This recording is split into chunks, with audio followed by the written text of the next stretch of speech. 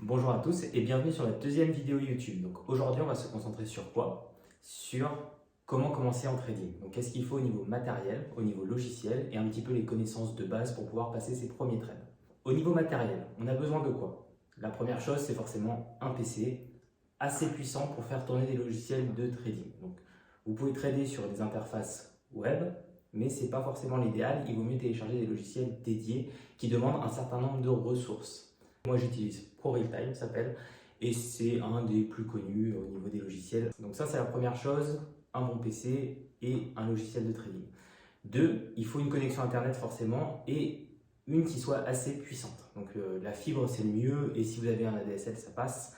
La troisième chose, qu'est-ce qu'il faut? C'est des connaissances. Forcément, vous ne commencez pas à trader n'importe comment. Il faut vous former un minimum sur les bases au moins du trading. Et là, vous pouvez commencer à passer vos premiers trades, sachant que, bien évidemment, plus vous êtes formé, plus vous aurez des facilités à comprendre les graphiques que je vous montrerai un petit peu plus tard. Et enfin, qu'est-ce qu'il vous faut? Un courtier. Un courtier qu'on appelle broker dans le milieu du trading. C'est quelqu'un qui va prendre les ordres que vous lui donnez et qui va les passer sur les marchés financiers. Parce que moi, en tant que particulier, je n'ai pas le droit de passer des ordres sur des marchés financiers directement. Il faut que je passe par un intermédiaire qui s'appelle un broker. Donc une fois que vous avez tout ça en place, vous allez pouvoir trader assez facilement. C'est des démarches administratives qui vont vous prendre une petite semaine parce qu'il faut vérifier votre identité, il faut ouvrir votre compte auprès du broker, faut déposer un certain capital. Donc selon les brokers, ça va être 100 euros, 200 euros, 500 euros, 1000 euros, 2000 euros, peu importe. Mais en tout cas, une fois que vous avez fait toutes ces démarches-là, qui va vous prendre une semaine, 10 jours, vous pourrez passer vos premiers ordres et peut-être faire vos premiers euros. Voilà, vous êtes prêt à trader, vous avez tout ce qu'il faut. Donc on va passer maintenant sur l'interface de trading que j'ai là qui s'appelle ProRealTime et je vais vous montrer un petit peu ce qu'on peut trader et à quoi ressemble une interface de trading et comment on passe un ordre. Donc là, je ne pourrai pas l'exécuter puisqu'on est dimanche et que les marchés sont fermés. Donc voilà, vous voyez mon écran principal. Donc j'ai deux écrans, mais je vais en afficher qu'un pour la simplicité de la vidéo YouTube. Et je suis sur la page du broker que j'utilise.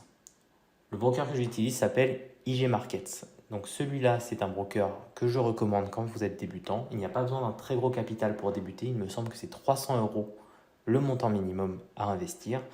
Et ça vous donne accès à une très bonne interface web et une application qui est vraiment top. Donc, une fois que vous avez créé votre compte chez votre broker, que ce soit IG Markets ou un autre, peu importe, vous allez avoir accès à une interface de trading. Là, je vais vous montrer une qui s'appelle ProRealTime. Vous n'aurez pas forcément la même avec votre broker, mais vous aurez plus ou moins les mêmes fonctionnalités. Comment se décline l'interface de trading? Il y a une ou plusieurs fenêtres avec des graphiques que vous connaissez peut-être ou non, peu importe. On verra plus tard un petit peu dans le détail à quoi correspondent ces fenêtres. Mais globalement, vous allez avoir un cours qui va s'afficher en temps réel et vous allez avoir une petite interface qui va vous permettre d'acheter ou de vendre un produit. Donc là, vous voyez, ça bouge plus ou moins vite. Un dimanche, honnêtement, ça ne va pas bouger beaucoup. Mais en tout cas, vous voyez les chiffres se mettre à jour directement et vous pouvez prendre une position sur le marché. Et vous allez voir ici la somme que vous faites ou que vous perdez en temps réel. Donc voilà un petit peu pour les interfaces de trading. Vous avez la possibilité de bouger les écrans comme vous le voulez. Vous pouvez changer facilement entre plusieurs instruments. Vous pouvez trader à travers cette interface tous les instruments, que ce soit quasiment tous les instruments en tout cas, que ce soit la crypto-monnaie, le Bitcoin, des actions type Microsoft, donc là que j'affiche Microsoft, Apple et compagnie.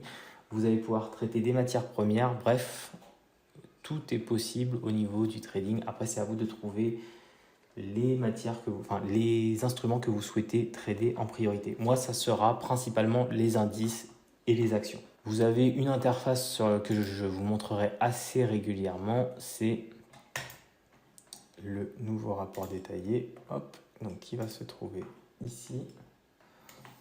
Donc je vous l'affiche en grand. Donc là, en fait, ça va être vraiment toutes vos statistiques et ce que vous faites durant l'année. Donc moi, je vais vous montrer. Donc aujourd'hui, on est dimanche, je n'ai pas tradé. Hier, on était samedi, je n'ai pas tradé. La semaine en cours, j'ai passé quelques trades. Donc je ne reviendrai pas sur ces trades que j'ai passés puisque ce n'est pas du tout grâce à la formation. C'est un petit peu ma connaissance de base. Donc si je reviens un petit peu sur l'année en cours, voilà. Donc j'ai passé 21 trades. Si on regarde les jours de la semaine, je n'ai tradé un petit trade le jeudi et une vingtaine le vendredi pour un total de 230 €. Donc voilà, c'était un petit peu ce que je voulais vous montrer, une interface de trading, à quoi ça ressemble et un exemple d'un broker. Et ben, je pense que je vais pouvoir couper mes écrans et je vous retrouve tout de suite en physique. Donc voilà, on a vu ensemble le logiciel de trading que j'utilise, ProRealTime, et un courtier, donc qui est IG. C'est celui que je recommande quand vous débutez, mais vous pouvez sélectionner n'importe lequel tant que vous avez bien vérifié qu'il faisait partie des brokers qui sont fiables.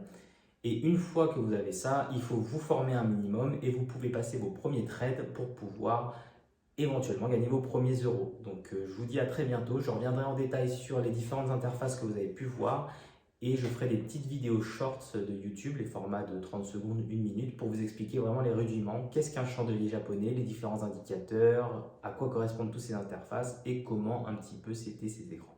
Donc moi ici j'ai 2 écrans, vous n'êtes pas obligé, vous pouvez trader avec un seul écran, 2, 3, 4, 8, peu importe. Moi je trade avec 2, c'est plus confortable. Maintenant si vous en avez un, ça marche très bien aussi pour débuter.